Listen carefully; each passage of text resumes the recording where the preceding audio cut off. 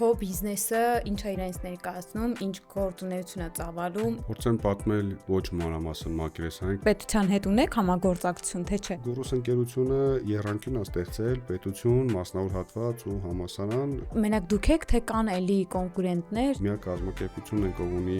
բիոստատիստիկայի կենսավիճակագրության դիպարտմենտ Հայաստանում։ Ասում են, որ օպերացիոնակայից պետքա դուրս գալ։ Պատասխանատվությունը վերջում գնելու է կազմակերպության տնօրենի կամ հիմնադրի վրա։ Հիմնադիրը չպետքա մասնակցի, հիմնադիրը պետքա վայելի։ Ես 20 աշխատող կորցրեցի, մամուլում կեղծ տեղեկատվություն է, որ այդ ընկերությունը չի կարող իր աշխատավարձերը վճարի։ Okay, ճանապարհները ազատ է, թե եւս 20 հոգի կան ցտեսություն։ Բայց դու պիտի զգաս էներգետիկայով։ Անես բաներ ես ասեի, մա մտքից մեջ մաթեմատիկայի մամ, դերում ստուց օֆիս հաստելու եմ, թե չէ։ Ես վերջերս ես որ բանը խամրել էր այդ ձեր հետ կապ ունի։ Էդի հենց դրա հետ է Զատմենյանա, չէ, ֆիզիկա չէ, աստրալագիչեսկի գիծա։ Թախտի վրա ցալապատիկ նստեն, լսի ասма, բա իմացա ես վերջերս։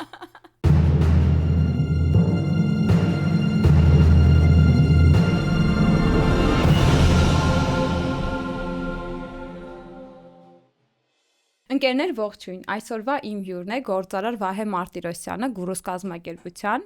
եւ Կլուբ Կապիտալի անդամ։ Ողջույն Վահե։ Ողջույն Արմինե։ Ինչպե՞ս ես։ Շատ լավ։ Վահե, ուզում եմ ստանդարտ, երևի արդեն մեր ոդքասթերը տեսել ես ու գիտես ինչպես ենք սկսում, ուզում եմ ի սկզբանե սկսես, որտեղից ես արմատներով ու ինչպես ես եկել բիզնեսին։ Երևանից եմ, Չարբախից, ամենալավ թաղամասից։ Ինչպես ենք եկել բիզնեսից, նպատակաուղված իմ կարծիքով ինչ որ մեկը նպատակաուղվածություն չի ունենում, որ ինքը պետքա գնա ու սկսի բիզնես անել, բոլորս էլ ինչ որ մասնագիտություն ենք ընտրում, ու այդ մասնագիտությամբ շարժվում ենք առաջ, ու կարելի ասել նաև բնավորության գծեր կամ նախասիրություններ, օրինակ շատ շփվել մարդկանց հետ, հասնել արդյունքի, փորձել քո սեփական ուժերը, որ ինչ որ մի օր բերում է նաև բիզնեսի,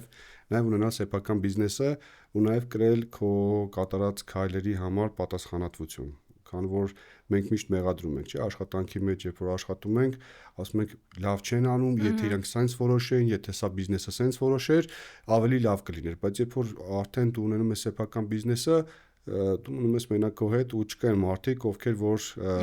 լավ կանեն կամ վատ կանեն ու սկսում է հակառակ process-ը արդեն քեզ են խորհուրդ տալիս, եթե դու սենց աներ, քո բիզնեսը սենց կլիներ կամ քո բիզնեսը սենց կլիներ։ Վահե, ուզում եմ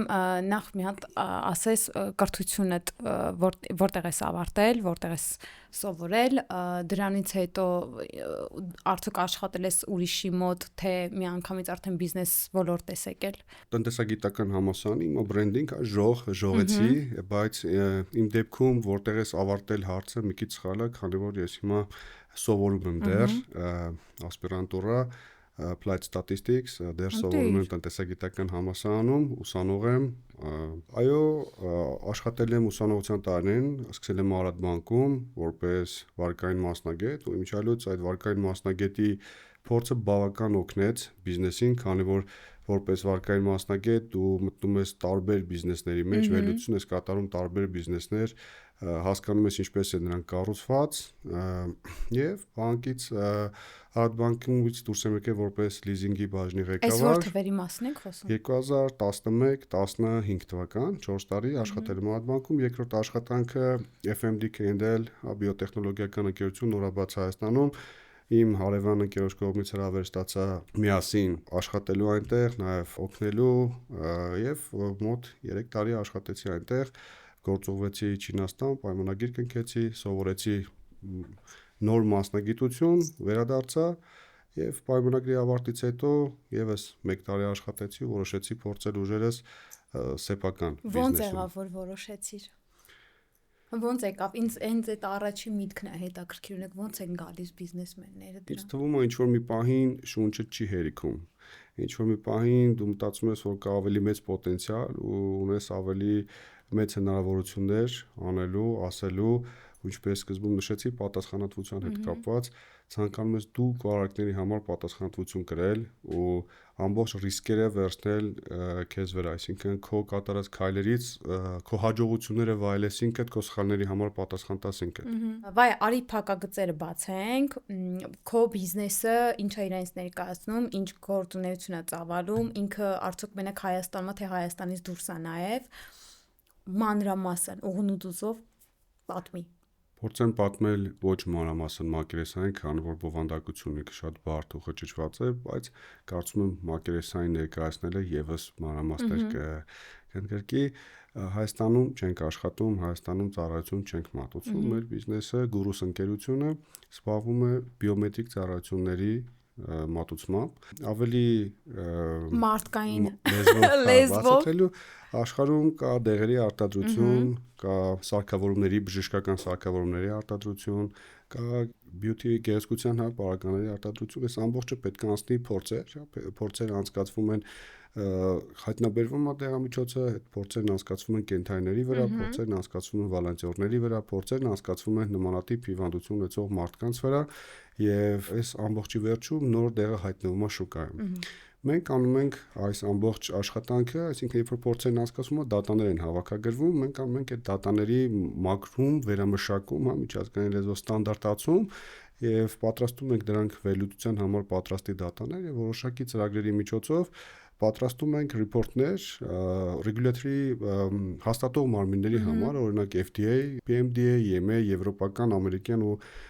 ճապոնական շուկաների համար, սրանք աշխարհի հիմնական խաղացողներն են։ Բովանդակությունը գործի սա շատերը կոչում են ծրագրավորողներ, IT ընկերություն,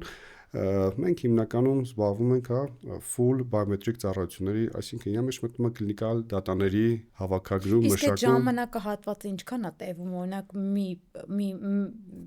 մի դեղամիջոցը, չգիտեմ, մի պրոցեդուրան անելու համար։ Այդ հարցը կարծում եմ պատասխան չունի, որտեղ ինդիվիդուալ է ամեն դեղամիջոցի կամ սարքավորման, ինչ չէ, սարքավորումները մենք միշտ անտեսում ենք կամ շպարի միջոցները գեղեցկության միջոցները դա ենք անտեսում, հիմնականում ֆիքսվում ենք դեղերի վրա, իրենք ժամանակ չունեն, հստակ ինչ որ ժամանակ չունեն, թե մի քանի տարի, մի քանի ամսից մինչև մի քանի տարի կախված իր բարդությունից ու այո, մի քանի ամսից մինչև մի քանի տարի կախված բարդությունից ու կախված ոլորտից ու clinical trial-ներ, trial-ները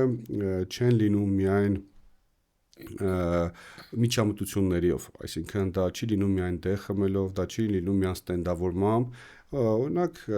հետաքրքիր trial-ներ կան, ենթադրենք 10 տարի առաջ մարդկանց ստենդավորել են աչքի ստենդ կամ նմանատիպ այլ միջոց, անցել է 10 տարի ու 10 տարի հետո նորից trial են անում, բայց այդ trial-ը իրանից ներկայացնում է հարց ու պատասխան, observational, այսինքն միջամտություն չկա։ Երբ որ այս մարդիկ հաստատում են, որ արդեն 10 տարվա ընթացքում մենք չենք ունեցել ցավեր, ամեն ինչ աշխատում է, ամեն ինչ նորմալ է, մենք առողջապես մեզ լավ ենք զգում ու դեղամիջոցը այո, իհարկե, որտեվ մարդը բարձրագույն արժեք է, մարդու առողջությունը եւս ու դրանից հետո արդեն այդ դեղամիջոցը այն մանր գրած տարերով կամ գովազդի մեջ ավելացվում է, որ նման ստենդը կամ այս դեղամիջոցը ունի 10 տարվա փորձ եւ 10 տարվա արդյունք, լավ արդյունք ու արդեն դա նաև բիզնեսի տեսանկյունից է դիտարկվում, իր արժեքը բարձրանում է։ Վայ, ոնց եկար հենց այդ բիզնեսին։ Պատահական։ Ինչպես նշեցի, բանկի աշխատելուց հետո մի ընկեր հրավիրեց միասին աշխատելու այդ ոլորտում ու որոշեցինք, որ կինս պետք է աշխատի լոկալ ընկերությունում հայկական, ես արտասահման ընկերությունում, որպեսզի ռիսկերը բալանսավորվի, նվազեցնենք ռիսկերը։ Կինդ էլա նույն ոլորտի մեջ։ Չէ, ֆինանսներ։ Ֆինանսները իրանը։ Շատ հետաքրքիր, օրինակ ես հարցրել եմ, ոնց որ հետաքրքրվել եմ քո բիզնեսը ինչու՞մ է, ես ինչքանով հիշում եմ, դաժե միասին ենք խոսացել, բայց գիտես, sense ոնց որ կիսատ եմ ընկալել, այդ դեղը, մենակ դեղերն է ֆիքսվել, բայց ես sense մանրամասն տենց ավելի բավականին իրականում բավական հետաքրքիր ոլորտ է ու չձանձրացվող ոլորտ է, այսինքն մենք բարդ ու երկար հետաքրքիր է, որովհետև ամեն անգամ երբ որ աշխատում ես նոր միջոցի հետ, նոր նորարարության հետ, ու երբ որ մի քանի տարի կամ մի որոշ ժամանակ հետո դու տեսնում ես այն միջոցը, որը դու արտադրել ես արդեն շուկայում է կամ դեղատնանն է, անկախ քեզանից ներքին զգացում կա, որ դու մասն ես կազմել ինչ որ մի առողջապահության ոլորտում բարելավման կամ նորարարության, որը որ մարդկանց կյանքերին օգնում է կամ կյանքերը ավելի լավն է սարքում, ավելի առողջության տեսանկյունից ավելի ապահով է սարքում։ Մոտ 2 հարց է առաջանում, դից ավտոմատ գալիս են հարցերը։ Իսկ ինչի հենց դրսի հետ սկսեցիր համագործակցել, այլ ոչ հայկական ֆիրմաների, օրինակ հայկական դեղերը անցկացնելու այլ դրսի։ Իրականում մեծ սիրով ու հաճույքով կաշխատենք նաև տեղական ընկերությունների հետ, եթե այդպիսի կլինեին։ Մենք այսօր ցավոք Հայաստանում չունենք դեղերի արտադրություն, որի փորձերը հենց իրականացվում են Հայաստանում ու իսկ մեր շուկան ու մեր գործընկերները նրանք աշխարհի top ֆարմա ընկերություններն են։ Հասկացա, շատ հետաքրքիր պոզիցիա է։ Իսկ աշխատակիցները ձեր ֆիրմայի այդ ինչ որ հատուկ տրեյնինգներ պետք է անցնեն, ոնց է տեղի ունենում։ Մեկ էլ ինչ շատ հետաքրքիր է, կլիենտուրան դու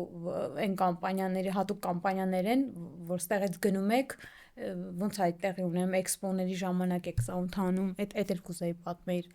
Եթե իհարկե կոնֆիդենցիալ չի։ Չէ, վստահ կոնֆիդենցիալ ոչ մի ինֆորմացիա չեմ կարող կիսվել, նաև օրինակ շատ ժամանակ կոնֆիդենցիալության կասեմ, իսկ այս վակցինան լավն է, դուք եք աշխատել վակցինայի վրա, կամ ես միս օրինակ կովիդի ամենահայտնի վակցինաներից մեկը Հայաստանում արվել, մենք ենք աշխատել իր գիտական մասի վրա, իսկ դուք խմում եք, մենք ոնց որ նաև մեր աշխատակիցները իրավունք չունենք նույնիսկ կարծիք հայտնելու տեղի կամ դեղամիջոցի կամ այն աշխատանքի վրա, որը մենք իրականացրել ենք։ Ինչպես են գտնում հաճախորդ, բավականին բարդ թեմա է, այսինքն ինքը փակ community է կարելի ասել ու սահմանափակ community է, այո, մասնակցում են կոնֆերանսներից, Միչալյուս Գուրուսը առաջին ընկերությունն էր Հայաստանից, որ մասնակցեց ոլորտի միջազգային կոնֆերանսի, նաև 2025 թվականի ապրիլ ամսին օնկոլոգիայի մեր ընկեր Արտուր Ավետիսյանի հետ հյուրընկալեցինք միջազգային կոնֆերանսներից մեկը առաջին անգամ Հայաստանում, որը որ միավորեց ոնց որ աշխարհի եւ Հայաստանի լավագույններին ոլորտում, ծանոթությունների միջոցով, կատարված որակյալ աշխատանքի միջոցով ու բավականին երկար ու դժվար աուդիտների միջոցով, միջազգային աուդիտների միջոցով, նաև այսօր արդեն վստահությամբ մենք անցնում ենք այդ աուդիտները։ Մեզանից բավական երկար ժամանակ պահանջվեց, որպեսզի մենք կարողանանք անցնել այդ աուդիտները, ու այսօր մենք բոլոր ասպեկտներով կարողանում ենք անցնել աուդիտները։ Իսկ այդ աուդիտները ո՞նց է տեղի ունենում։ Օֆլայն եւ on-site, այսինքն նախնական թղթաբանության միջոցով տեղի ունենում եւ երկրորդ փուլը հիմնականում գալիս են այդտեղում ստուգում են սկսած անվտանգությունից մինչև աշխատակիցների տրեյնինգների ու աշխատակիցների վերաբերմունքի իրենց աշխատանքին ու ինչ պետք է անել։ Օրինակ շատ աշխատանքը տարբերվում է նրանով, որ օրինակ եթե data breach եղա, այսինքն data-ի արտահոսք եղա, որ շատ գաղտնի data-ներ են մեր մոտ, ինչ հերթականությամբ ու ինչ քայլեր պետք է անի աշխատակիցը։ Ու եթե աշխատակիցը տրեյնինգը չի անցել ու չի կարողանում պատասխանել նման տիպ հարցերին, դա արդեն մեզ համար խնդիր է։ Այսինքն իրան գալիս են աշխատակիցների հետ են դաժե տենց խոսում։ Զրույց, ուղղակի casual զրույց լինի, հարցեր լինի, պատասխաններ լինի, չէ՞ որ երբ որ մենք ասում ենք մենք արել ենք ինչ որ մի բան, ասելու համար չէ, պետք է նաև անենք։ Իսկ երկրորդ հարցը ինչ վերաբերվում է ինչպես ենք մենք գտնում աշխատակիցներ, ասեմ, որ Հայաստանում մենք pioneer ենք այս ոլորտում, statistical programming-ի, SAS ծրագրավորման, նաև միակ կազմակերպություն ենք, ով ունի բիոստատիստիկայի, կենսավիճակագրության department Հայաստանում։ Մենք ունենք մեր ակադեմիան, այսինքն մենք 2019 թվականից սկսել ենք տրեյնինգների միջոցով համալրել։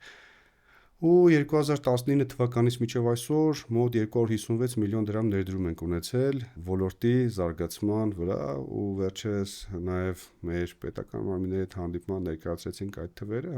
ոլորտում աշխատող մոտ 270 մասնագետներից 210-ը մեր շրջանավարտներն են կամ որոշակի ժամանակ աշխատել են մեր ընկերությունում ու շատ հպարտ ենք, մենք ունենք L&D department ու շատ լավ աշխատում են, նվիրված աշխատում են ու այդ նվիրման արդյունքով, որ մարդիկ կարճ ժամանակում կարողանում են դառնալ միջազգային մակարդակի միջինից եւ ավել որակի մասնագետներ։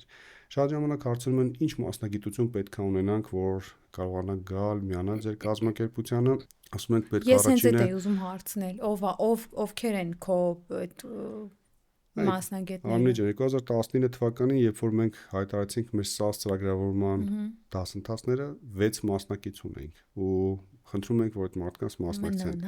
Իսկ արդեն 2025 թվականի առաջի էսկիզամյակի դասընթացին մոտ 900 դիմորդ ենք ունեցել ու մեր թիմի համար բավականին դժվար արդեն ֆիլտրացիա անել ու այդ դիմորդներից ընտրել, քանի որ 2 ամիս անվճար դասընթաց ենք անում, 3 ամիս daily ամենօրյա ոնց որ task-երով եւ քննություններով շատ ծանր պերիոդ, շրջան, եւ դրանից հետո եւս 3 ամիս on job training ու մասնագետը պատրաստ է լինում անկախ, independent աշխատանքի մենք որոշեցինք, որ այսօր սկսում է մեր հաջորդը, առաջի դասն է սկսում սեպտեմբերի 25-ին ու որոշեցինք, որ վճարովի պետք է սարքենք մեր դասընթացը, քանի որ նաև աշխատանք ենք առաջարկում, լավագույններին առաջարկում ենք աշխատանք։ Ու նաև ճիշտ է, հնարավոր է ճիշտ բառ չի ֆիլտրացիան այս դեպքում, բայց ինքը ավտոմատ ֆիլտրացվում է ու ֆիլտրացվում է ու ընտրում ենք այն մարդկանց, ովքեր որ իրականում ուզում են։ Ես իրանց, որտեվ այդ 9 հոգու մեջ կան մարդիկ, ովքեր որ, չգիտեմ, կարող կոպիտ հնչի, բայց ես իրանց տունը մնացած մարդիկ եմ ասում, խոսքը վերաբերվում է այն տղաներին եւ աղջիկներին, ովքեր որ քաղաքում ինչքան անվճար տրեյնինգ ու սերտիֆիկատ կա, գնում են վերցնելու, բայց դառել են արդեն 30-35 տարեկան ու ունեն մի 50 սերտիֆիկատ, ոչ մի աշխատանքին երկարաժամկետ, իսկ ամեն մի անձի training անելը մեզանից ժամանակ է խլում, որովհետեւ իսկ ովքեր են training-ները վարում։ Training-ները վարում են Հայաստանի ամենափորձառու մասնագետները։ Մեր ոլորտի ամենափորձառու մասնագետները բիոստատիստիկայի training-ներ ունենք, որ մեր բիոստատիստիկայի բաժինը բացել ենք 2 տարի առաջ, հրավիրել ենք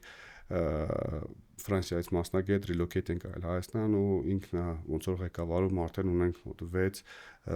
կենսավիճակագիր, ավելի բարդ են բիոստատիստիկայի training-ներն ասնում, data management-ի training-ները Հայաստանի փորձառու մասնագետ եւ Հնդկաստանից հրավիրել ենք 14 տարվա ավել փորձ ունեցող մասնագետի department-ում իրանք են զբաղվում։ Կներես, իսկ պետությունը այս դեպքում ինչ որ օժանդակություն կամ օգնի գոնե ոչ թե ֆինանսապես, այլ զուտ այդ մասնագետներին գտնելու ինչ որ պետության հետ ունեք համագործակցություն, թե չէ։ Կարծում եմ պետության հետ համագործակցությունը վերջին շրջանում ավելի անմիջական է դարել, ամեն դեպքում մենք այդպես ենք զգում, որովհետև օրինակ մենք աշխատում ենք բարձր տեխնոլոգիական արդյունաբերության նախարարության հետ եւ մեր բոլոր առաջարկները լսելի են դառնում։ Շատ ընկերություններ կան հենց IT ոլորտում, երբ որ իրենց առաջարկները չեն ընդունվում, մեղադրում են պետությանը, բայց նաեւ լինելով բիզնեսի ղեկավար դուք պետքա ոնց որ գիտակցեք, որ պարտադիր չի, որ բոլոր առաջարկները պետք է ընդունվեն։ Լսելի է լինում ու նաև մեր առաջարկներից որոշակի մաս նաև ընդունում են, աշխատում ենք նաև պետությունը եւ բարձր տեխնոլոգիայի նախարարություն եւ էկոնոմիկայի նախարարություն ունեն ծրագրեր լավագույն բուհերի ուսանողներին աշխարհի լավագույն 300 կամ 500 բուհերի ուսանողներին, երբ որ ընդունում ենք աշխատանքի, որոշակի աշխատավարձ է փոխհատուցվում, երբ որ հայրենադարձություն ծրագրեր կան, որ չեմ ուզում սխալ ինֆորմացիա տալ, բայց մեր HR բաժինը բավական սերտ աշխատում է եւ ԲՏ նախարարության հետ եւ էկոնոմիկայի նախարարության հետ անկեղծ ասած բողոքելու տեղ չունենք, կան ավելի մի քիչ խորքային խնդիրներ ոլորտին վերաբերվող, որը որ ընկած է ավելի մասնավոր ուսերին, նույնը կրթության հետ կապված, բայց նաև Գուրուս ընկերությունը եռանկյուն է ստեղծել պետություն, մասնավոր հատված ու համալսարան կապը, շատ սերտ աշխատում ենք տնտեսագիտական համալսարանի հետ ու նաև ունենք տրեյնինգներ, որտեղ որ մասնակցում են տնտեսագիտական համալսարանի դասախոսները ստատիստիկայի բաժինը ապահովելու համար, ավելի խորքային գիտելիքներ տալու համար, նաև ունեցել ենք դեպքեր, երբ որ բարձր տեխնոլոգիական արդյունաբերության նախարարության տնտեսագիտական համալսարանի ու մեր եռակողմ համագործակցության արդյունքում անվճար մեր կողմից անցկացվել է տրեյնինգներ ու ինքը լավ օրինակ է, եռանկյան լավ օրինակ է։ Հենց հիմա օրինակ ես լսում եմ ու իմ մոտ էլ այն առաջանում տենց մտքեր, որ կարելի է, այո, ինչու ոչ, ես էլ իմ մասով ցույց տենց համասարանների հետ համագործակցություն տամ Համասարանը մեր ոլորտի հետ կապված մենք ունենք մի քիչ դժվարություններ, քանի որ օրինակ կենսավիճակագրություն չունենք համասարաններում, բայց նաև չենք վերցնում ու բողոքում մենակ որ մենք չունենք։ Օրինակ մենք ունենք SAS ծրագրավորող եւ R ծրագրավորող SAS ինքը հապավում է։ SAS-ը հիմա բրենդ է դառել, նախկինում Statistical Analysis System, վիճակագրություն աշխարհի ամենամեծ ընկերություններից մեկն է, ու մենք նաև պաշտոնական ներկայացուցիչ ենք, իրանց աուդիտն ենք անցել 2020 թվականին ու հանդիսանում ենք տարածաշրջանում նաև իրանց ծրագրերի կարող ենք վաճառակի բավական։ Իսկ այդ աուդիտները ինչքան ժամանակը մեկ է անցնում։ 6 ամսից մինչև 1 տարի, մաքսիմում տարին մեկ մենք աուդիտ ենք անցնում։ որը որ կարա լինի, չգիտեմ, թղթային տարբերակով ուղակի, որտեղ առաջի աուդիտը բարդ է եղել, երկրորդը թղթային տարբերակով, ու նաև կա չզգուշացված, չկանխատեսված, ուղղակի ծեծում դուրը, ասում են բարև ձեզ, մենք եկել ենք, խնդրում ենք ցույց տվեք այն աշխատակիցներին, ովքեր մեր համար աշխատում են, ու ամեն ինչ սկսած ադմինիստրացիայի այդ իսկ ինձ եղել է, որ կան լուրջ։ Իսկ իրանք երբ գալիս են, այդ իրանք իրանց հովանավորում են, թե այդ պետքա դուք արդեն իրանց հովանավորեք, բերեք։ Չէ, սովորաբար դες պրակտիկա չկա աուդիտին ինչ որ մեկը հովանավորել, դա այն գործիքներին ծանոթացնել, որոնք որ ամբողջ 3-4 տարի վիճակագրություն են անցնում, բայց պետքա այդ վիճակագրական գործիքներով իրանք կարողանան օգտվել, որպեսզի դրանց գիտելիքները միայն թեորիա չմնան։ Վահե, իմ մոտ հարց առաջանում, Հայաստանում անկեղծ լինեմ, ես չեմ լսել այս մասնագիտությամբ թեկուզ բիզնես, սենց չեմ լսել, ինձ համար հետաքրքիր է մենակ դուք եք, թե կան էլի կոնկուրենտներ, չգիտեմ, էլի մարդիկ, ովքեր զբաղվում են կոնկրետ հենց այս բիզնեսով կամ նմանատիպ, որովհետև այս իմ համար Ամերիկա էր, որ բացվեց։ Չէ, իհարկե, կան կազմակերպություններ, այո, կան կազմակերպություններ, ես էլ ի սկզբանե նշեցի, որ աշխատել եմ նմանատիպ ընկերությունում 2 տարի, նոր բացված Հայաստանում։ Ես մտածեցի նմանատիպ, տիպը նմանատիպ, ոչ թե հենց նմանատիպ, որովհետև մենք ոնց որ աշխատում ենք բիոմետրիկ ուղղության, ընկերություններ կան աշխատում են այլ ուղղությամբ, հա, որտեղ ինքը օրինակ հենց դեղերի արտադրությունը 0-ից մինչև վերջ բավականին բարդ process է, այնտեղ կա հաճախորդներին patient հաճախորդներ, չէ, patient-ների ներգրավում տվյալ հիվանդությամբ կամ տվյալ խնդիրներով մարդկանց ներգրավում կլինիկական հետազոտություններում, ու մենք զբաղվում ենք միայն ոնց որ դատաների հատվածով, այդ գիտական հատվածով, դատաների հատվածով ենք զբաղվում, վերլուծություններ ենք անում ու շատ ժամանակ հետաքրքիր աշխատանքը նաև սկզբում չնշեցի, համատում ենք դեղը պլացեբոյի հետ, հա, հայերեն ասած, որ ռուսերեն ավելի լավ վնուշկայի հետ, թե իրական դեղը վնուշկա հետ, այսինքն կարող է լինի մի 100 մասնակից, որից 50-ը իրական դեղը խմեն, 50 ուղակի նույն ձև, նույն գույն, նույն չափի։ Ես ոնց հասկանում եմ, քո վերջին կարդացած գիրքը Ջո Դիսպենզա է եղել։ Չէ, պլացեբոյի հետ կապված։ Վերջին կարդացած գիրքը Տիգրան Մեսն է եղել տղայիս խնդրանքով, ասեց միասին կարդանք ու ոնց որ գիրքը ես կարդացի։ Սենց եկանք պլավնի, եկանք այս արդեն բիզնեսից, եկանք ընտանիք, երեխա, ինձ շատ հետաքրքիր թեմա է նաև այդ ընտանիք թեման։ Ուզում եմ մի քիչ պատմես, գիտեմ 2 տղա ունես, ուզում եմ պատմես իրանց մասին, դե Մակարի մասին գիտեմ, որովհետև Մակարը ու իմ աղջիկը նույն ակադեմիան են միասին հաճախում, ուզում եմ մի քիչ պատմես իրանց հետ այդ բիզնեսը ու երեխեքին ոնց ես համատեղում, ուզում եմ պատմես, արդյոք դու երեխեքին ներգրավում ես բիզնեսի մեջ, ես գիտեմ, որ դու տրեյնինգներ ես կազմակերպում, քո տրեյնինգների ժամանակ ես ոնց որ երեխեքին եմ տեսել։ Մի հատ այդ մասը ուզում եմ կարծում եմ բիզնեսմենները շատ կհաստատեն, որ ընտանիքն ու բիզնեսը համատեղելի չի ու ժամանակ առ ժամանակ հիմա օրինակ լավ application կա, այնտեղ սխմում ես ցույց տալիս երեխաներին հետ, որ դասարանում են սովորում, որ չխառնես, ինքը համատեղելի չի ու շատ արագ են քո համար մեծանում, որովհետև այս կյանքում պետք է ինչ-որ մի բան վերցնես կամ փոխարինես, որպեսզի այդ արդյունքը ստանաս, ժամանակը փոխարինես արդյունքի, որպեսզի այդ արդյունքը երեխաների կամ ընտանիքիդ համար ավելի բարենպաստ ու ստիպված երեխեքին ամեն ձև անում ես, որ իրենք այնքան զբաղված լինեն, որ այդ քո ժամանակը, որ դու չես կարողանում իրանց շատ տրամադրել, իրանց հետ իրանք զբաղված լինեն այդ ընթացքում։ Ես օրինակ տենց եմ կոմպենսացնում։ Շատ զբաղված են, հա, մենք 2 տղայիս էլ ամբողջությամբ հենց առօրյա դպրոցից մինչև երեկոյան 9 հենց գրաֆիկը զբաղված են, բայց ինչ վերաբերում է տրեյնինգներին, օրինակ երբ որ ես սկսում եի տրեյնինգներն անել, փորձում եմ տրեյնինգների այդ պրեզենտացիաները պատրաստելուց հետո մի հատ տղայից ներկայացնել,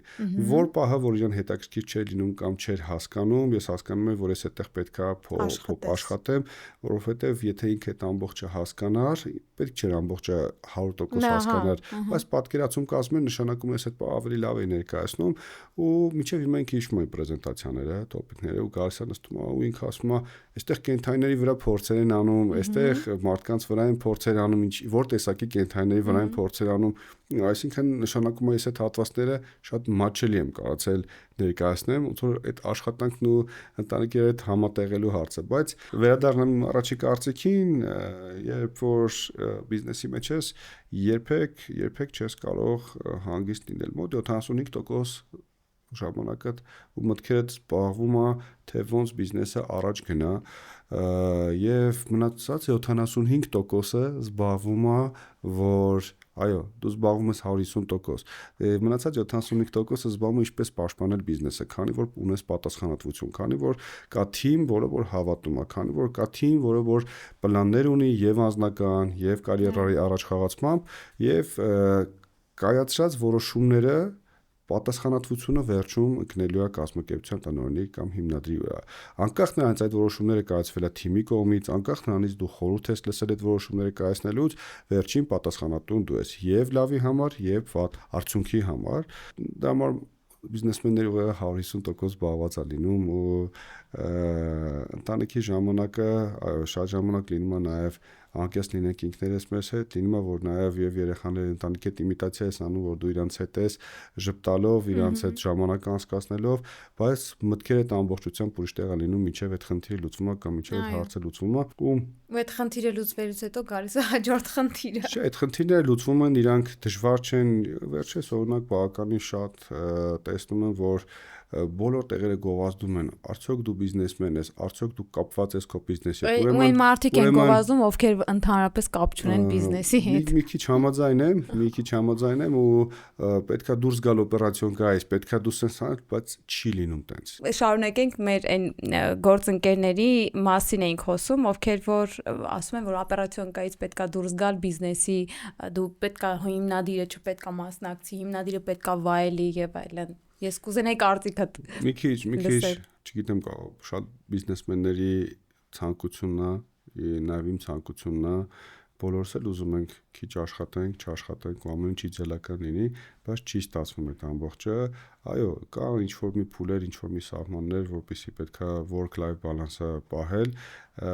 բայց կապիտալիստական երկրում լինելով կապիտալիստ ու հասկանալով, որ շատ աշխատանքի ու խելացի աշխատանքի արդյունքում ավելի լավ ու հետաքրքիր զարգացումներ կսպասվեն, դու ամբողջությամբ տրամադրվում ես դրան։ Ու նաև մի հետաքրքիր բան կա, մարդիկ ովքեր որ բիզնեսի մեջ չեն, շատերը մտածում են, որ բիզնեսը մենակ փողի համար է աշխատում, բայց ասեմ, որ այո, բիզնեսը փողի համար է աշխատում, բայց կա այստեղ մի հատ հետաքրքրություն, երբ որ դու զբաղվում ես քո սիրած գործով, նաև դու այդ հաջողություններն է քեզ հետաքրքրություն բերում ու չժխտելով առաջինը, ուզում ավելացնեմ նաև երկրորդը, այդ հաջողությունները, այդ մոլուցքը հաջողվելու, առաջ գնալու ճիշտ որոշումներ կայացնելու, կարճ ժամանակում ավելի հաստատուն ընկերություն ունենալու, կայանալու, կայացնելու ավելի հետաքրքիր է ու այդ մարտահրավերները ավելի կարծում եմ մարդիկ ավելի հավեսով ու նվիրվածությամբ են ընդունում, որպեսզի ոնց որ ապավենի իրենց առաջխաղացումը։ Օրինակ ունեցել ես այդպիսի դեպք, երբ քեզ հրավիրել են ինչ-որ իվենթի, training event-ի, որտեղ որ ինչ-որ training են կարդալու ու խոսացել են այն մասին, թե ինչպես պետքա կառավարվի բիզնեսը Հայաստանում։ Այդ խոսացողը եղել է ընդհանրապես ոչ բիզնեսմեն, այլ ուղղակի, չգիտեմ, ինչ-որ մեկի մոտ աշխատող լավ աշխատակից։ Իրականում պետք չի նեգատիվ տրամադրվել նման հարցերին, որովհետև եթե դու ժամանակ ես ծախսում ու գնում ես նման իվենթին, կարելի է եթե նույնիսկ աշխատողը ինչ-որ մեկի մոտ վերցնել գրքային օրինակներ, վերցնել կառավարման, որովհետև ես գրքային օրինակով մենեջերներ շատ քիչ եմ հանդիպել, որ իրանք ավարտեն, որ իրանք պետքա բիզնես ստեղծեն, կառավարիչ լինեն ու այդ կառավարիչ լինի միշտ տարբեր ոլորտների մարդիկ եմ հանդիպում ու մոտ որ ստացվել միգուցե սխալ մասնագիտություն են կընտրել, միգուցե չգիտեմ, այդ մասնագիտությունն է ճիշտ եղել, որ մեզ օգնի մտնել բիզնեսի մեջ, բայց ամեն մի խոսքից, ամեն մի տրեյնինգից կարելի է, եթե դու այդտեղ ես արդեն նախնական գնահատում ես արել, որ այդ տրեյնինգը քեզ պետք է օգո ժամանակ արժի, լավ են վաճառել։ Ուրեմն լավ են վաճառել, ուրեմն ստացվել է։ Եթե լավ են վաճառել, ուրեմն դու գնել ես։ Կամ էլ ընկերներից հետ որևէ մեկի խաթր ես գնացել։ Դե բոլոր երևույթները չեն կարող գնահատել ու քննարկել, բայց եթե գնացել ես միտեղ, ուրեմն պետք է այդտեղից պոզիտիվ վերցնես ու դրականը վերցնես։ Նայ, օրինակ էս վերջերս ինձ հետ եղել է դեպք, ինձ հրավիրել էին մի event-ի, ես բնականաբար ժամանակ չունեի, բայց ստացվեց այնպես, որ գնացի։ Ոչ կարողացան վաճառել, ոչ էլ, այստեղ խաթրի հարցն էր, ուղղակի գնացի։ Ուրեմն ես գնում եմ, գալիս է մի կին, խոսում է բիզնեսի մասին, ինքը ունի բիզնես, ինքը վարում է տրեյնինգներ, то есть ինքը բիզնես դասընթացներ է տալիս, ոչ միայն վաճառքների մասին, այլ ընդհանուր բիզնեսի մասին, վերլուծություն անում բիզնեսը եւ այլն, ու խոսում է արտահանումների մասին ինքը։ Ինքը առաջին հերթին խոսում էր, թե օրինակ դրսում Ամերիկայում ոնց է լինում, ոնց պետք է աշխատակցիդ վերաբերվես եւ այլն, ասում է աշխատակիցը պետք է օրվա ընթացքում 2 ժամ քնի աշխատավայրում։ Okay։ Քնեց։ Քնելուց հետո ասում է դու պետք է աշխատակցի հետ նենց վարվես, որպեսզի աշխատակիցը ուզենա թեթև քո ապրանքները արտահանի։ Հանուր տրեյնինգ։ Իհարկե ես դրանից հետո ոչինչ չխոսեցի, ուղղակի գնացի, բայց տես ասում ես այդ ամեն ինչին պետքա դրական նայել, ես չեմ ուզում դեռ երեխեք են նստած, եթե ես հնարավորություն ունենա, ստեղծեմ այնպիսի պայմաններ, որ աշխատակիցները կարան օրը 15 րոպե քնեն, ես դա կանեի։ Ես այդ կուլտուրան կբեի, որտեվ 6 ամիս Չինաստանում աշխատել եմ ես, ու այնտեղ բոլորը 15 րոպե, 20 րոպե քնում էին ընդվիճման ժամին, ու սկզբից իմ համար այդ մշակույթը բոլոր ոլորտներում կարծում եմ, հա, ես մենակ Լևոն դու պատկերացնում ես, մեր աշխատողները կարանելուց նստեն քնեն 15 րոպե։ Ես կարծում եմ ինքը շատ լավ կուլտուրա է, հետո առաջին ամիսի համար անհասկանալի էր, հետո ես էլ փորձեցի քնեմ 15 րոպե իրանց հետ, որովհետև բոլորը քնում էին 15 րոպե ու դժվար էր առաջ երկրորդ ամիսը, հա, բայց հետո ստացվեց այդ 15 րոպե ոնց որ դարավ ռեժիմ, ժամը 1-ից 1:20 կամ 1:25 մենք քնում ենք ու դրանից հետո շատ ավելի էֆեկտիվ ու արդյունավետ ենք լինում։ Աշխատում, բացի աշխատելուց մարդիկ ավելի պոզիտիվ են լինում, այդ լարվածությունը, հոգնածությունը մի տեսակ դուրս էր գալիս ու կարծում ինքը շատ լավ պրակտիկա է ու ես էլ եմ ասում, եթե հնարավորություն ունենք ստեղծելու պայմաններ, որ քնը, բայց մենք այնտեղ որտեղ ենք քնում, սեղանների վրա, մարդիկ հանում են բարձր, ասենց հատուկ բարձրն են Չինաստանում հանում, դնում են սեղանին ու 5 րոպե, 10 րոպե, մինչև կես ժամ մարդիկ քնում են ու ես ընդունեցի այդ։ Ես ընդունեցի ու մենք Հայաստանում ունենք ֆիրմաներ, այդ հիմնականում IT որոնք ունեն հանգստի սենյակներ եւ այլն։ Գնում են հանգստում, okay, շատ ավելի սիրուն ֆանսի բաներ ենք տեսել, որը իրականում չի օգտագործվում, չի աշխատում։ Եվ արտադրության մեջ եմ ես կարծում, մարդիկ պետքա 15 րոպե իրանց ընդմիջման հաշվից ձեր ժամանակը չի։ Ես որպես գործատու եմ ասում։ Դե նայ, դու իրանց տալիս ես մի ժամ։ Այդ մի ժամվա ընթացքում իրանք ինչ ուզեն կարան անեն։ Դե ինքը, չգիտեմ, իմ կարծիքով ինքը լավ կուլտուրա է, որ պետքա ներառվի այստեղ։ Արտադրության մեջ ես կարծում եմ այդ լավ կուլտուրա չի։ Ես կարծում եմ, որ շատ լավ կարելի է փորձել։ Ես անձամբ իմ վրա փորձել եմ ու շատ պրոդուկտիվ է եղել։ Նաև ունեմ ընկերներ, որ երկրորդ խնդիրը, հա, այստեղ կա դուք վերաբերմունքից եք ավելի շատ խոսում աշխատակիցների, ոնց հենց արտադրության մեջ Հայաստանում ունեմ մի քանի խոշոր արտադրող ընկերներ, որ բավական խոշոր արտադրություն ունեն ու երբ որ զրուցում ենք ճանապարհը սկսելուց ոնց է սկսում, երբ որ օրինակ ընդունում ենք աշխատողի օրինակ 200,000 դրամ աշխատավարձով եւ այդ աշխատողը անում մեխանիկական աշխատանք է, այս ապրանքը վերցնում է, դնում աստեղ ամեն 3 վայրկյանը, ամեն վերջն էլ դնելու հետ կապված ինքը ստանում է 2 դրամ գումար, օրինակ եմ ասում, ասենց թեորիապես, ու այդ մարդը ընդունում է ու աշխատում է աշխատանքի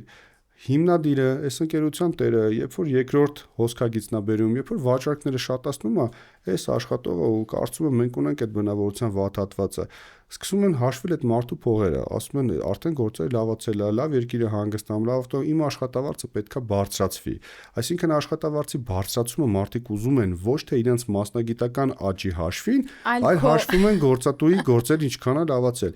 Միգուցե դա շնորհք է, միգուցե դա կրթություն է, միգուցե դա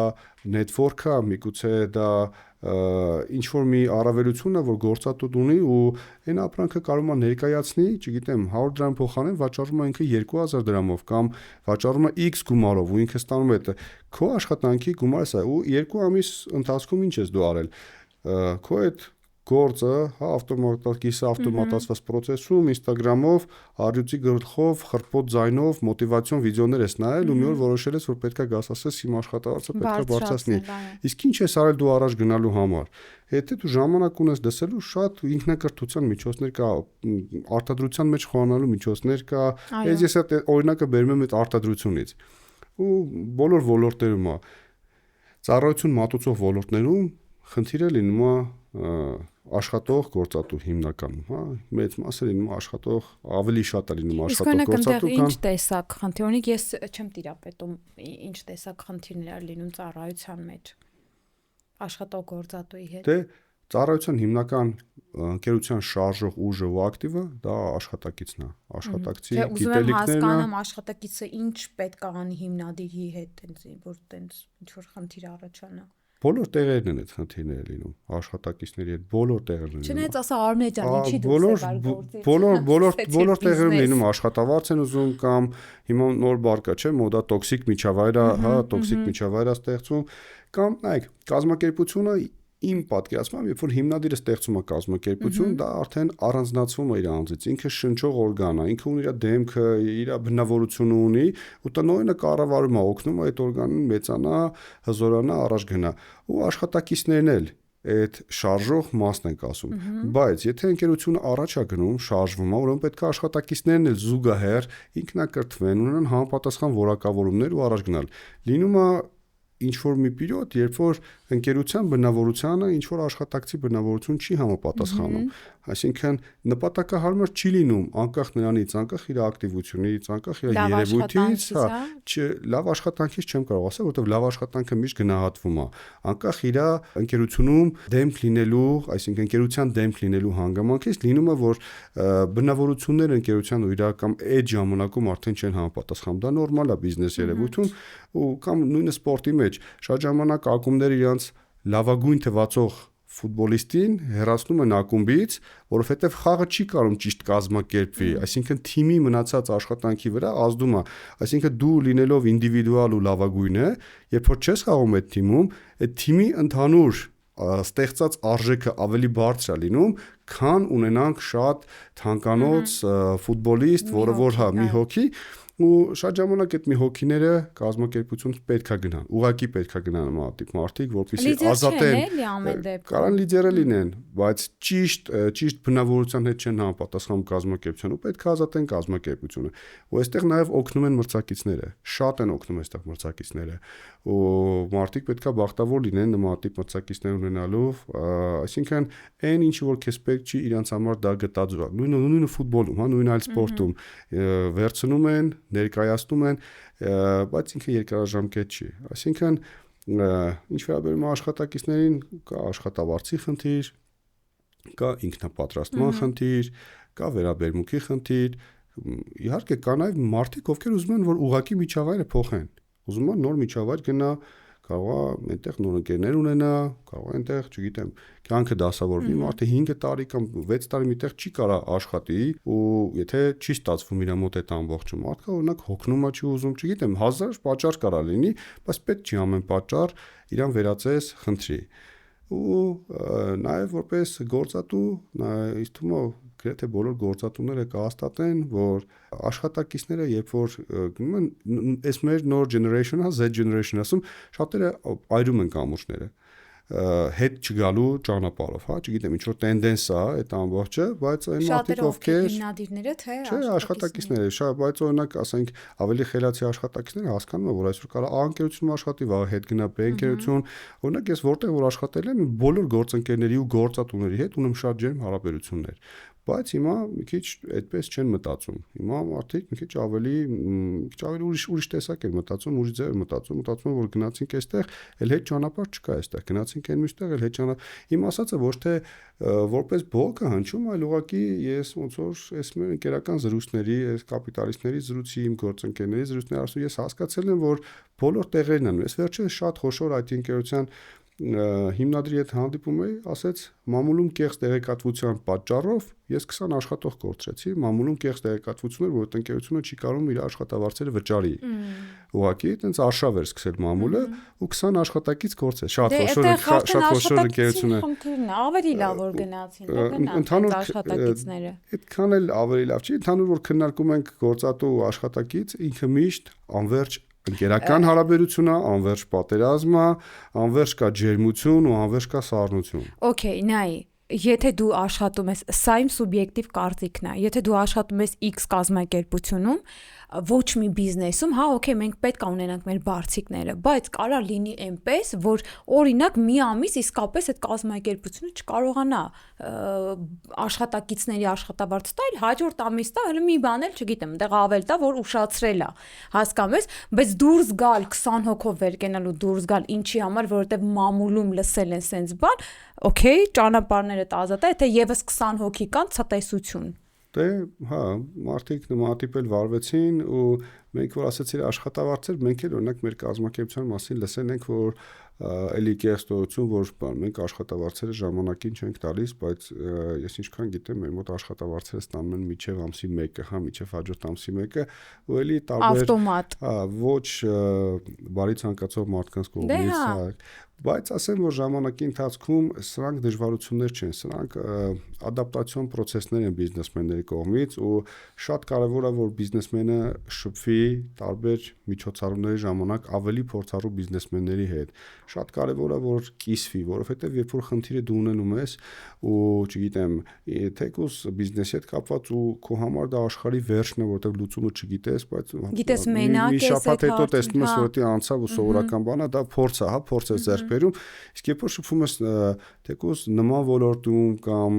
այլ ավելի փորձառու ավագ ընկերների հետ, որոնք անցել են ամիջով ինքը քեզ ուղղակի ավելի փորձ է տալիս ու նաև խորհուրդ եմ տալիս իմ ընկերներին միշտ այդ կոմունիկացիան պահեն ու միշտ շփվեն ու միշտ վերցնեն խորհուրդները վերցնեն փորձը ու հասկանան ոնց է։ Ես օրինակ որ տեսնում եմ մի ընկերությունում ինչ որ մի բան շատ գեղեցիկ է, լավ է ստացվում, մտածում եմ իսկ ինչի մենք էլ նմանատիպ բան չանենք։ Օրինակ մենք մի հատ հետաքրքիր ավանդույթ ունենք, որ Հայաստանում արդեն 7 տարի է մենք անում ենք, ոչ միտեղ չեմ հանդիպել, մենք ունենք ծնողների օր ընկերությունում ու հրավիրում ենք աշխատակիցների ծնողներին ու կարծում եմ, որ ծնողի համար ամենակարևոր ներդրումն է այս կյանքում իր երեխաները, այդ որ աշխատակիցներին չենք թողում գան աշխատանքի, շաբաթ կամ կիրակի, որտեղ անազգանունները դրված են լինում, իրանք գալիս են տեսնում են որտեղ նրանց երեխաները աշխատում, ազատ զրույց են ունենում մեր կազմակերպության մասին։ Իսկ ինչի՞ այդ օրինակ չեք բարձրաձայնում մնացածն էլ տենան։ Շատ օրինակ շատ հետաքրքիր բարձրաձայնում եմ այստեղ։ Թող մնացածներ տեսնեն։ Ես օրինակ ես էլ մեծ սիրով չնայած իմոնք արդեն ծնողներ են տարիքով կանայքն են։ Հիմնական մեր երևի նաև ոլորտից է կախված, մեր աշխատակիցները նորավարտներ են կամ ուսանողներ են, հա, մինչև 30 տարեկան, հա, հիմնական 90% աշխատակիցները մինչև 30 տարեկան են ու համար նաև հետաքրքիր է ես որ տեսնում եմ մարդկանց ուրախություն իմ համար ինքը ոնց որ նոր ռեստարտի փուլ է լինում ու նաև մոտիվացնում է որ սկսենք Բայ ես տեսա որ իմ համար պադարկ կա նվեր ես ուզում եմ այդ նվերը տաս ինձ ու արդեն ցավով իրականում շատ հետաքրքիր զրույց է գնում շատ հետաքրքիր է բայց շատ ստիպված պետքա եզրափակեմ մեր զրույցը բայց չեմ եզրափակելու հերիքա տեղից ասես մինչև գիրքս նվեր ստանամ մեր լավ ընկերոջ մեր ակումբակից ընկերոջ կողմից տպագրված այս գիրքը Club Capital հա եւ ամենաշատ այս գիրքը գուրուսն է իրենցից ձեռք բերում ամենալավ իմ համար ամենալավ բիզնես գրքերից մեկն է աշխարհի մեծագույն վաճառականն է ինքը 2 մասից է բաղկացած առաջին հատորը առաջին մասը ես նվիրեմ քեզ երկրորդը ինքդ կգնաս ու կառնես ինքդ ձեռք կբերես ինքը ավելի շատ դասագրքային գիրք է ոչ թե գիրք է ու ինքը իր չափսերի համար ինքը կարդացվում է 4-5 անգամ անդադ ուզում ես իրան կարդաս նաև սիրով շատ շնորհակալ եմ ուրախ կլինեմ կարդալուց հետո մի ուրիշ հանդիպման ժամանակ քննարկում ունենանք ես շատ եմ սիրում այս գիրքը ես պարտադիր կկարդամ Շնորհակալ եմ հրավերելու համար ու նաև քո ոդքասթերին շատ դիտումներ եմ աղթում, որովհետև ոդքասթը մի քիչ ավելի ֆորմատից դուրս հանդիպումներ է, մարդիկ խոսում են առանց կանոնների, ինչ ուզում են, Դե մեզ մոտ այդպես չի։ Այսպես չի, չէ, մեր մոտ այդպես չի։ Ու հաջողություններ ու հայտնի ոդքասթ եմ աղթում, որ լինի քո ոդքասթը ու շատ հետաքրքիր հյուրեր ունենաս, որտեղ այս զրույցների միջոցով մարդիկ նաև կիսվում են իրենց փորձով, թեթևանում են, լսում են, սովորում են։ Այո։ Շնորհակալ եմ հրավերի համար։ Քեզ եմ շնորհակալ։